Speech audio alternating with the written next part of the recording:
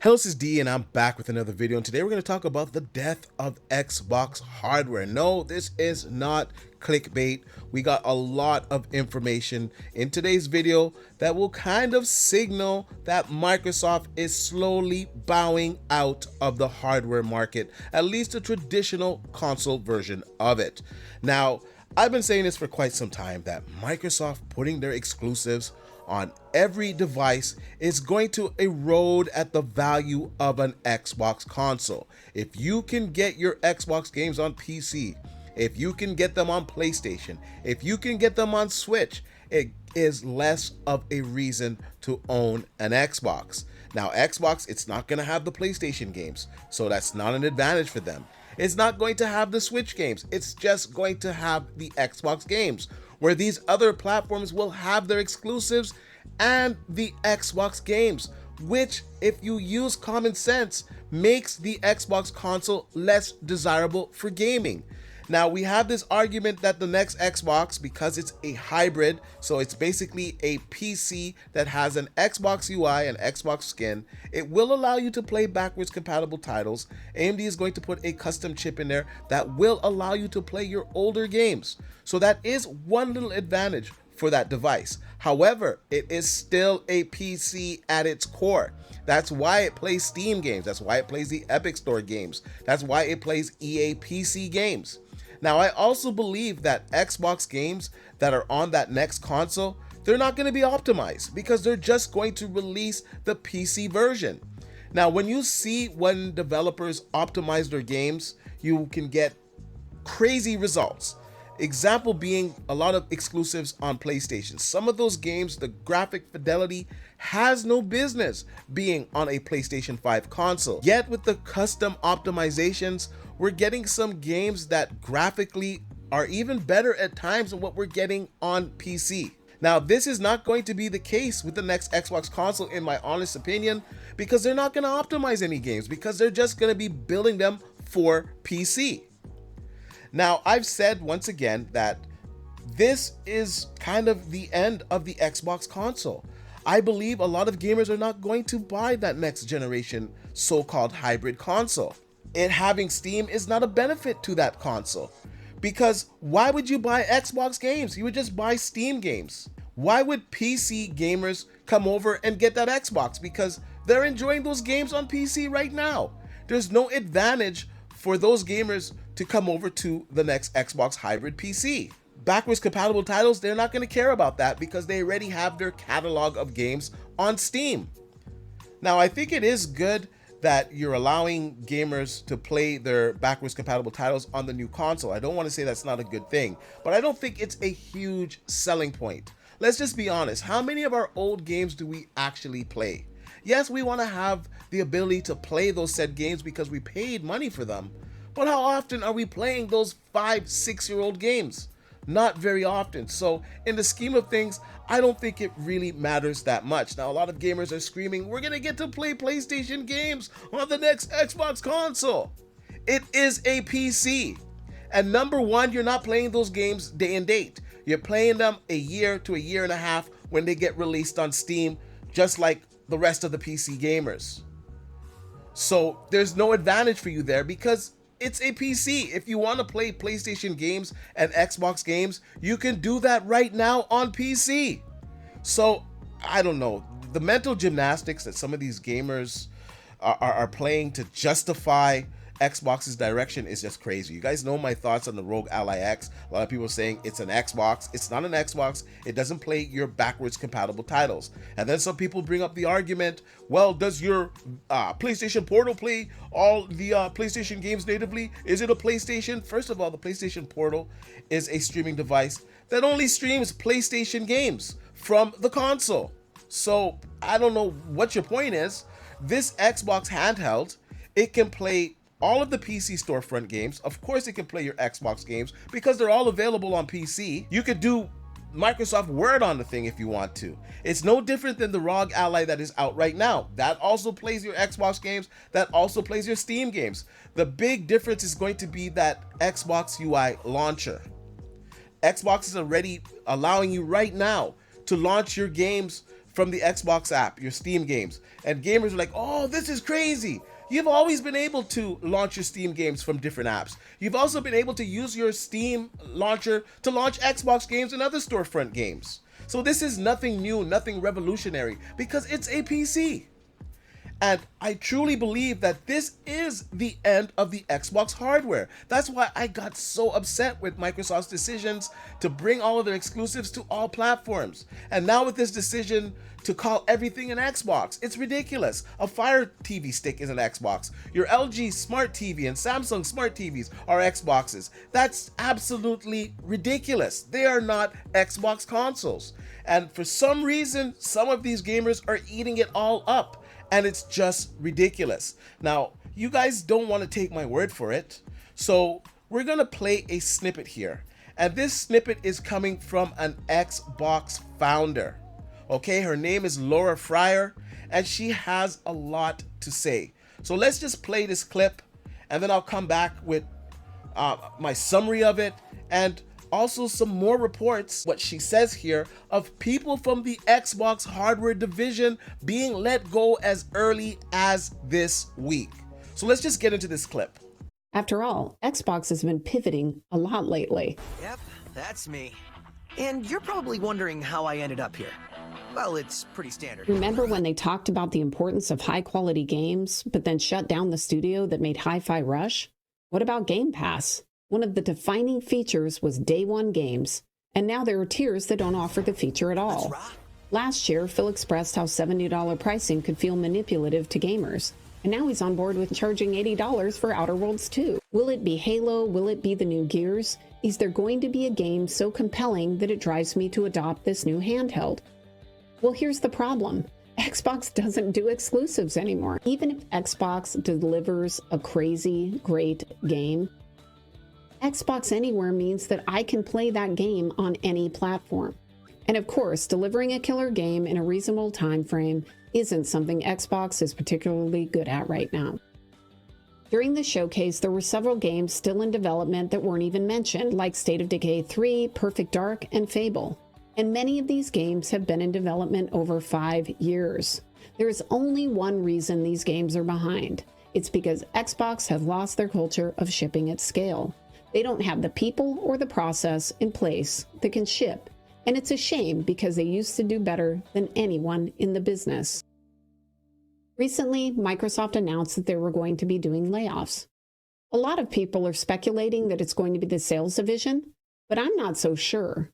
I think that if I was working on one of the games that didn't make the showcase, or if I was in the Xbox hardware team, I would be worried.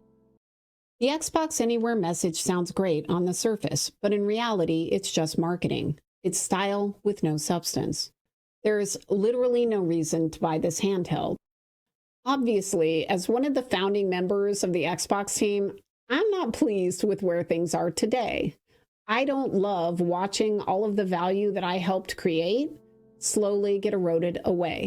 I'm sad because from my perspective, it looks like Xbox has no desire or literally can't ship hardware anymore. So this partnership is about a slow exit from the hardware business completely. So you can say whatever you want to say about me and my opinions. You can't question Laura Fryer, who is a founding founder of Xbox. She said it with her own words that what Microsoft is doing here is eroding away at the value of the Xbox console, the brand that she established at the very beginning. So I don't know why you guys think that this is a good route for Xbox. It is not. This will be the last Xbox that is made by Microsoft. I believe after that, if there are any Xbox consoles, they'll be third party. I believe that we're also going to get third-party consoles with the next Xbox release. I believe Asus is going to make one. Maybe MSI is going to make one. They're going to have different variations, some that are more powerful than the Xbox made one. Of course, it's going to cost you more money, but it'll give you the option to have more performance. And at that point, it's just a mini PC. And also, once again, what is the incentive to grab that Xbox? Why not just build out a PC? What is the incentive for Microsoft to allow Steam on that Xbox console? Most gamers are not going to be buying those Xbox games. Sure, they'll play their Game Pass games, but I can bet the majority of gamers are going to buy their games on Steam because they offer a better value. You have, CD keys, you have all these different storefronts that you can buy Steam games at much cheaper than the console or even the other PC storefronts that are available. So I don't understand how Microsoft is going to make money off of that console. And that leads me to believe that they're putting all of their eggs in one basket with Game Pass and just putting their games everywhere and making their revenue there. I truly believe that they are getting out of the hardware business. I do believe they're going to continue on with this next Xbox, and I think that's going to be the last Xbox. Now, we're also hearing some reports that a lot of people are going to be let go this week. Now, I heard this, I believe, on Saturday from a very trustworthy source. I didn't want to come out with the information because they were the only person that basically told me this, that I was hearing this from. Although I know they are very credible, I felt if I came out with the information that it might point back to that person. But we also have somebody else that is reporting the same thing in a response to Colt. Now, this post is from RGB, and he goes on to say to Colt that the ambassador program has ended, kind of making a joke there. And he says Xbox in-house handheld was canceled in favor of an Asus device with an Xbox button. Xbox hardware team will be fired this week with rumors that Jason Ronald is going to. OEMs are making the Windows console. Now, OEMs making the Windows console, I was under the impression that Microsoft is going to make a Windows console, or I should say the next Xbox hybrid console, and there'll be third parties. Now, this report is saying that OEMs are going to be making it, so it's not going to be Microsoft making it. Now, we know that Microsoft worked with AMD for this chip to allow backwards compatible games to be played on anything that has this designated AMD chip. But at the core, it is a Windows PC. Now, you heard what Laura Fryer said. She's much more credible than me, so don't take my word for it. She said that she's also expecting people from the hardware team to be let go. And we're hearing this report from RGB and from my source, who I know is 100% credible. They went as far to even say that Aaron Greenberg is going to be let go from Xbox, if not already. So there's going to be a lot of deep cuts happening this week. And with all of these people being let go, how could you feel that the Xbox hardware future is bright? One would suggest that it's the opposite, that Xbox hardware is dead. Now, they are still going to come out with another console. So I do expect to see this next generation console come out in 2026. And I've been saying this ad nauseum for about a year. Everybody was saying, no, it's 2027, 2028. Big content creators were telling me, no, you're wrong, it's 2027. These are the same people that told you that only 4 games were going to go to PlayStation. And we know how that turned out. Now these same people are saying that, oh, it's going to come out in 2026. I'm hearing 2026 now. Or it might come out in 2026. It's looking like it's 2026. Now, put some respect on my name. Most of the things that I say, it turns out to be true. When I said that Microsoft releasing their exclusives on other platforms would hurt the Xbox platform, I didn't say it because I was happy about it. I was an Xbox fan. I supported Xbox from the very beginning. I've put years into the brand. I've put thousands of dollars into the brand. I've had Xbox Live day one. I've had Game Pass day one. I still subscribe to Game Pass. I still play Xbox games, albeit on PC now. Won't be much different from the next console or the hybrid PC console. You guys will be playing it on PC too. I don't think you guys are going to be getting Xbox quote-unquote games. I think you're going to be getting the PC versions of it. I think they're going to stop making Xbox games in favor of just releasing a PC version for their storefront and for Steam.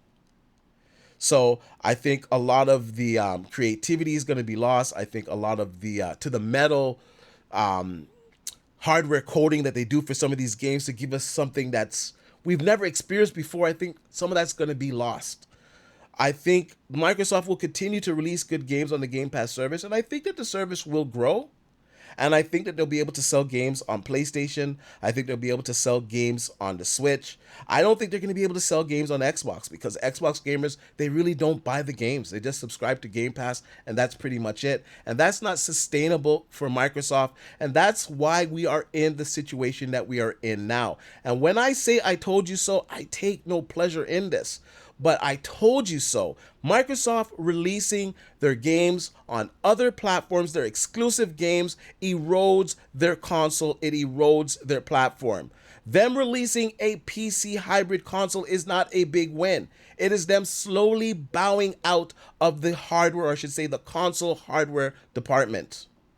They're going to have third parties making their Xbox consoles. And I truly believe that this will be the last Xbox console that is made solely by them. Anyways, I want to know what you guys think about all of this. What do you think about these reports of the hardware team being fired? What are your thoughts on everything being an Xbox? Do you think that this Rogue Ally is an Xbox? Even on the back of the Rogue Ally Xbox, it says handheld PC device. You can slap an Xbox UI on it, an Xbox button, an Xbox skin on it. If it doesn't play Xbox games natively, it is not an Xbox, especially when it's playing Steam games and all these other storefronts. It is nothing more than a handheld PC. It's no different than the ROG Ally that is out right now. That plays all the same games. It doesn't have the Xbox UI, but it is getting an update, so it also will run the same way, albeit with a little bit less power than the new ROG Ally. So it is not an Xbox, and I truly believe that Xbox hardware is dead. And if you believe differently, let me know in the comment section down below. And like I usually say, please like, share, and subscribe to the channel, and I'll see you guys on the next one.